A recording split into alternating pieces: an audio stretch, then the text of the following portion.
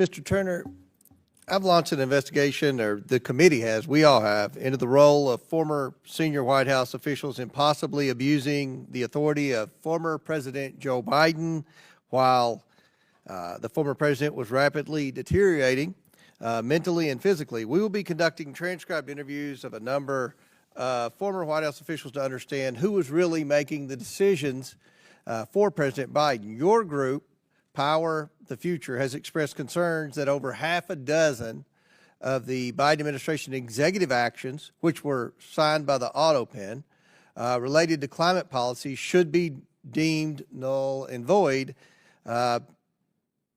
again, due to the fact that they were signed by the auto pen without any public comment from President Biden confirming his knowledge of them.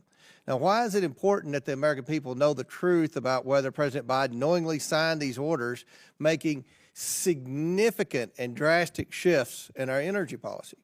Thank you for the question, sir. We're looking at this from the sense of deceit of the American people. This is impersonation of the president.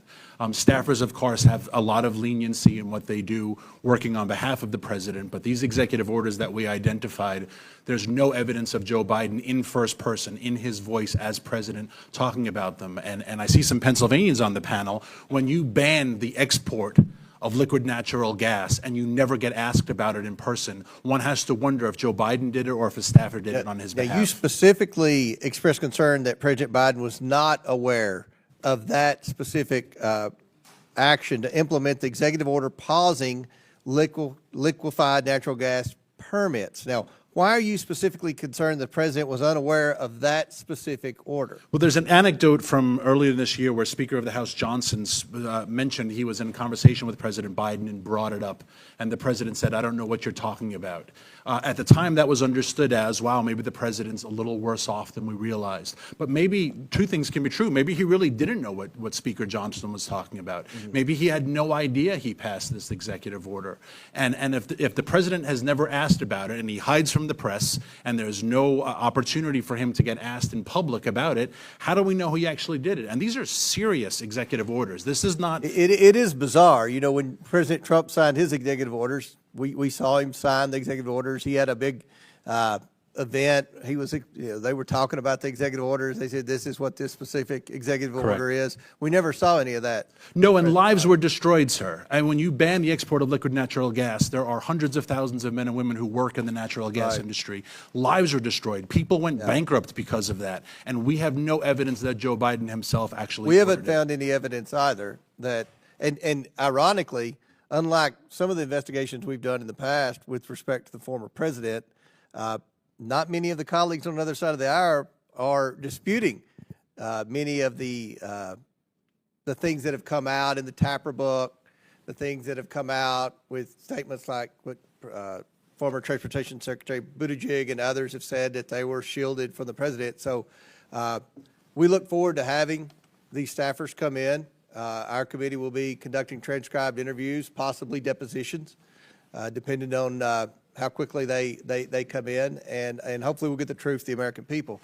I want to switch gears and talk about the NGOs. The full committee has another investigation into the green energy scam. I don't know how else to put it, known as the Greenhouse Gas Reduction Fund, and the NGOs that receive significant amounts of money through it. Can you tell us a little bit about this? And the NGOs and the left, obviously they advocate for initiatives as an excuse to spend billions in local communities, but enrich themselves too.